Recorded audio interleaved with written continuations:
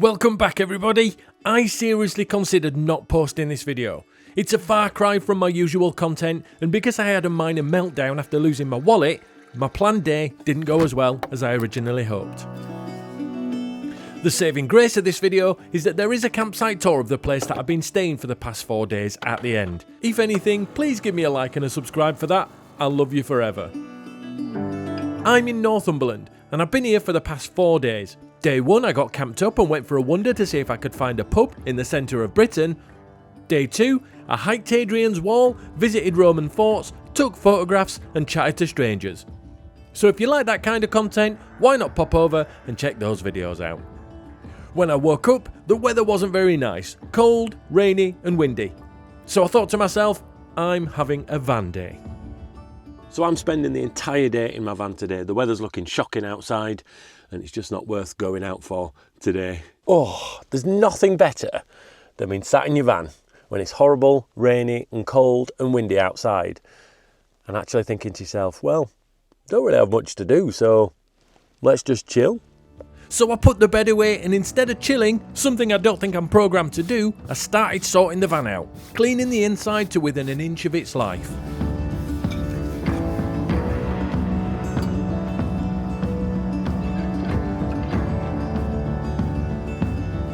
The sun even popped its head out for a brief moment, and when the rain stopped, I thought this was the perfect opportunity to dry off the awning and get it packed away along with all the other things that would have got wet in the rain.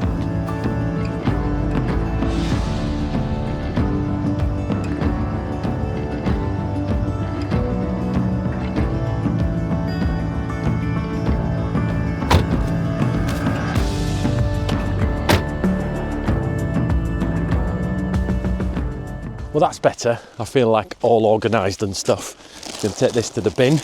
And yeah, the weather has been so lovely in the last hour. Almost tempting to go out for a bit of a photo walk. But I know for a fact as soon as I get my gear on, it'll start going again. And the weather has been predicted to be pretty hostile to human beings. But yeah, even the sun's made an appearance. This is lovely. It's even dried up all the rain. So Incy Spider can climb up that spout again. This has been like the coffee vlog, hasn't it? There's nothing like making a cup of coffee after you've sorted your van out or after you've done like a spring clean at home or something like that. It's properly lovely. And then you can just sit down and stare at your achievement for the day. That needs plugging in. And one thing that got me thinking as well while I'm in the van, because the problem with me being in the van without a specific thing to do is I start thinking about ways that I can improve or make using the van a little bit more easier. And one thing I've thought to myself is maybe I need some sort of desktop plug socket or like a multi-USB socket or something like that, because I've got loads of stuff to charge. That might not be something that you guys would even need. You'd probably just need to charge your phones and laptops up and things like that. But I certainly think to myself, well, I've got power banks that I take on walks, I've got lights, I've got, you know, all the filming gear and everything like that. And I think to myself, it'd just be easy if I could just plug it into one spot, have it all charging, done and dusted. Maybe even have it like hidden away in some sort of lidded box. I don't know. But yeah, that's what I do when I start thinking, and it ends up inevitably costing me and sometimes you quite a lot of money. But also, before I go, don't forget to grab yourself a Yorkshire Pop Top Adventures mug. Everything tastes better in that. Not scientifically qualified, obviously, but for me, I think it tastes better in Yorkshire Pop Top Adventures mug. It is a bit dirty, is this one, but you know, it's been on a trip with me for 3 days. Don't forget as well, coming up later on, the campsite tour of this awesome place that I am staying at. Genuinely, it's such a lovely place, and I will be back. It's not that far from me, 2.5 hours, or it could be a stopgap for me to come for one night before I head up towards Scotland. Although, when I do Scotland, which will be soon, I think I'm just going to go as far north in one trip as I possibly can and then work my way back down. I think last time I went to Loch Lomond and then carried on up to Glen Shiel, I think, before I went to Skye. Whereas this time I think I'm just going to go as far north as I want to go and then work my way down. Maybe set off at like 5 in the morning or something and just get my head down and just get driving, do 500 miles in one day. The only annoying thing about putting everything away is that I'm going to have to cook inside tonight. And I just looked at my menu, because I create menus for the week so I don't have to do any thinking while I'm camping. And it's sausage and egg sandwiches, so it's going to be a bit spitty. So I think what I might do is put a towel down on the table that you're resting on now, do a bit of B-roll, and then when it does inevitably spit, it's going to go on to the towel. I had my coffee and then thought it'd be a great idea to nip out with my camera to see if I could get a few photographs of the surrounding area. Oh, I've just been outside to go see if I can get some photographs, and my lord, that wind is bitter. It is so cold. With the photo walk being a failure, I then decided actually chilling would be a better idea. So I whacked on some Bear Grylls and did some proper chilling. 3-metre high wave, 10-foot high wave would have raced through this. And this is why this place is all dead and rotting. And before I knew it, it was dinner time. Or tea time, depending on where you're from in the country. This is my breakfast at 5:30 in the evening. The reason I'm having my breakfast now is because although I made myself a menu so I didn't have to think, I forgot to buy the things for that menu. Tonight I was supposed to be having burgers and salad. That would have been lush. But no, I am having my breakfast. I know.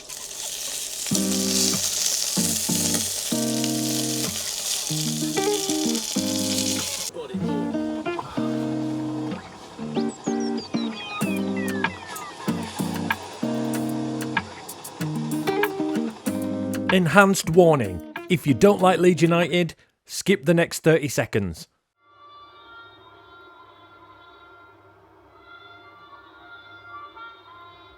Long story short, we won. I had a few more beers and then it was time for bed.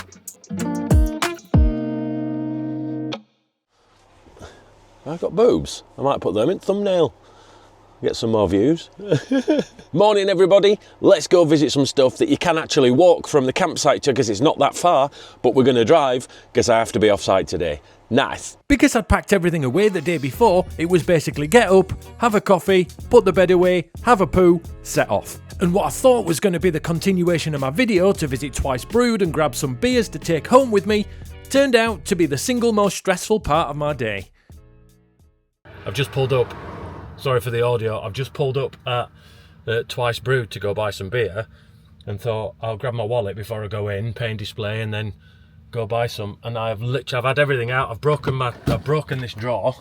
It won't close anymore because I had that out because I thought it had fallen down back at fridge, but it hasn't. I'm almost positive I shoved it in that drawer though. I might have to get the freaking fridge out and have a look behind it. I'll take a photograph. But I've been here for about an hour searching for my wallet. I've even looked in my entirety of my yellow bag. Can't find it. All of the trousers that I were wearing, all of the coats that I were wearing. I then even drove all the way back to the campsite to see if I could find it there. It was in my bag, in the pub, because I bought a pint in the pub, and then I walked off with it and put the wallet back into the bag. So update, I've just gone back to the campsite to check my pitch just to make sure that it had not fallen out on the floor and I couldn't see it because it's a very similar colour to sort of gravel and mud. So I've checked in all of the mud areas. I'm covered in crap, fingernails are covered in muck, and I had everything out of the van. Sorry, there's somebody walking there, just need to concentrate. I had everything out of the van, like everything out of the van. I even put the bed back out again to check underneath there. I had all the drawers out. I unscrewed the drawer, I unscrewed the fridge so I could check behind there. Absolutely not. I took everything out of my big yellow sunshine bag, nothing. And I was positive that I had left my wallet in my big yellow sunshine bag. It's not normally a place that I leave it, but I thought while I were on a walk, it's probably a good place rather than my back pocket so I don't lose it. How wrong was I? So anyway, as I was putting the drawer back together, it's still not back together properly, so I'll have to fix that when I get home. I thought to myself, let me just check under this, in the drawer.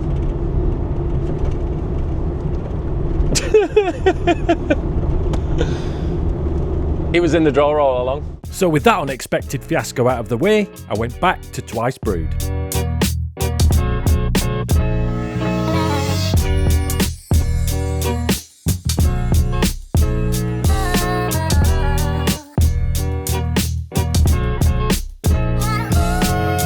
A better latter morning than it was the first half when I couldn't find my wallet.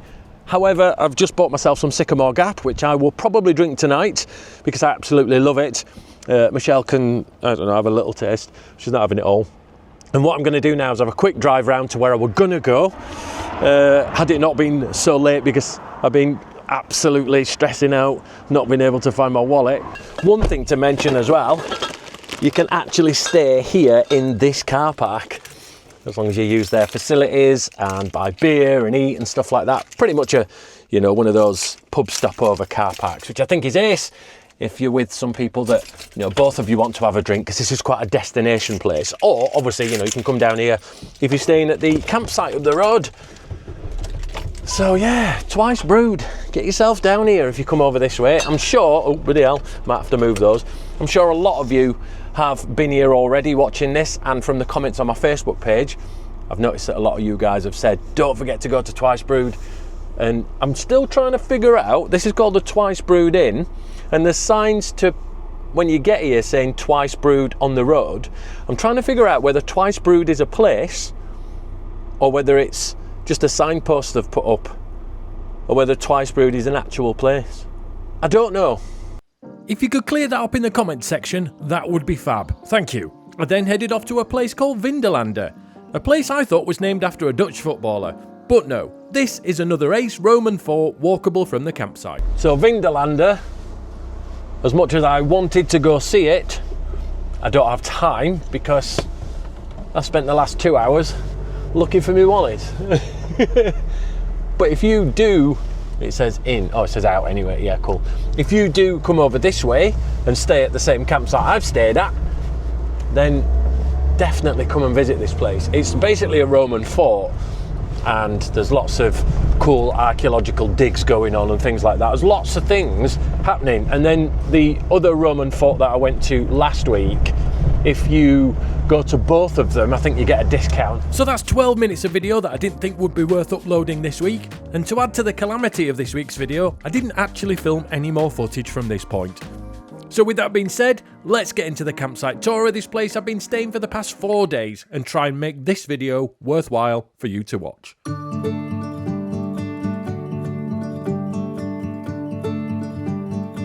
Hadrians Wall Campsite is a short walk from the village of Haltwhistle. It's a family-friendly campsite that allows fire pits, dogs, campervans, tents, caravans and motorhomes. It's situated in the heart of Northumberland, has super friendly helpful staff, and I highly recommend this place. There's free Wi-Fi on site, but I was getting a few bars of 4G on Vodafone during my stay, so I didn't need it. This site is open all year round, has walks from every direction you take, and is a great stop off if you're heading further north on your journey. It can get super busy in peak times though, so book as early as you can. At the entrance is a reception building that houses a small cafe and shop where you can hire fire pits and buy wood, and to the right of reception is an undercover pot wash area.